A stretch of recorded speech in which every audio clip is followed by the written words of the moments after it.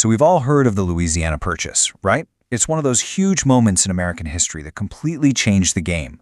But what if I told you the simple story of a great bargain hides a secret? A secret constitutional crisis that nearly stopped the whole thing from ever happening. Let's start with the big number everyone knows. 15 million bucks. For that price, the United States got over 800,000 square miles of land. I mean, that's just pennies an acre. It was, no question, the deal of a lifetime. But believe me, that price tag is the absolute simplest part of this incredibly complicated That really gets story. to the heart of what we're talking about today. Was this just a brilliant real estate move? Or did it force the President of the United States to basically ignore the very rulebook he swore to live by? The answer? Well, it's all in the wild events To that really led up get to the deal. urgency here, you have to think about geography. And specifically, you have to think about one single river that was, and this is no exaggeration, the economic lifeblood of the entire young United Seriously, States. think about it. This is way before trains and highways. If you're a farmer out in, say, Ohio or Kentucky, how are you going to get your crops to the rest of the world? There was really only one way: float them down the Mississippi River. It was the country's main commercial Here artery. was the huge, glaring problem. The U.S. didn't control the end of its own highway. It's like building a massive freeway, but a rival company owns the only exit ramp. A foreign power held the keys to the port of New Orleans, and they could, on a whim, just turn the key and choke off the entire American economy. That's pretty much what started to happen. For a while, things were okay. A fading Spanish empire held the port, but they let Americans use it. But then, everything changed. In 1801, a secret deal hands the port over to the most ambitious and frankly most dangerous man in Europe, Napoleon Bonaparte. By 1802, he slams the door shut to American goods. Panic, just absolute panic, sweeps across the country. President Thomas Jefferson knew he had to do something. So and Jefferson fast. sends his negotiators to Paris with a very clear, very limited shopping list. But what they were offered when they got there, well, nobody could have possibly seen it coming. I mean, the difference here is just mind-blowing. The American mission was to buy one city. That's it, just New Orleans.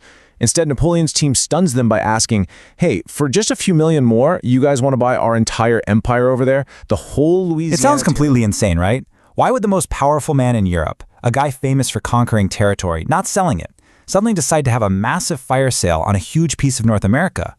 Well, turns out Napoleon was a cold, hard realist. First, he was broke and needed cash, like yesterday, for his wars against Britain. Second, his grand vision for a French empire in the Americas had already gone up in smoke, thanks to the successful slave rebellion in Haiti. And finally, he looked at the map and realized there was no way he could defend all that land from the British Navy or from the Americans who were already pouring over the mountains. So he decided to just cash out. So back in Paris, the American diplomats couldn't sign the papers fast enough. But back in Washington, this unbelievable news created a massive, profound crisis for one man in particular, President Thomas Jefferson himself. To understand why this was a problem, you have to know this one crucial thing about Jefferson. He was a strict constitutionalist. For him, the Constitution was like an instruction manual from the manufacturer.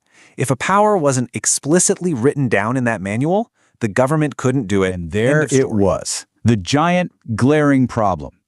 You can read the Constitution forwards and backwards, and you will not find a single sentence, not one clause, that says the president has the power to buy territory from another country.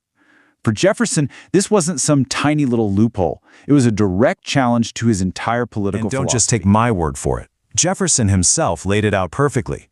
He knew this deal was a once-in-a-history opportunity, but he also was convinced that doing it was, well, unconstitutional.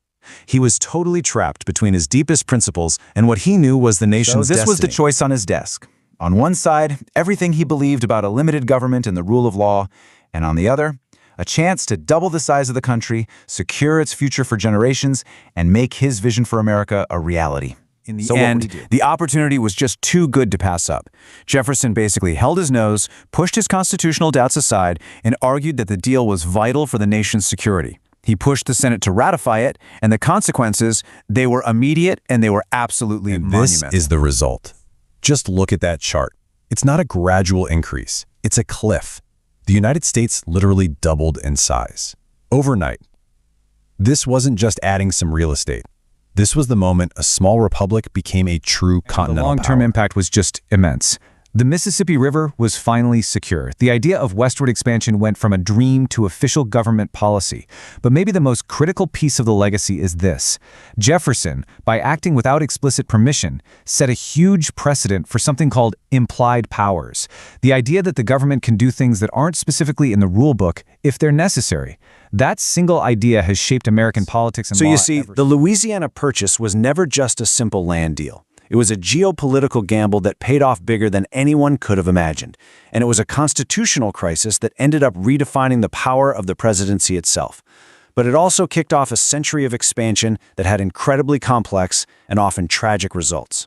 And that leaves us with a pretty big question, one that America is still grappling with today.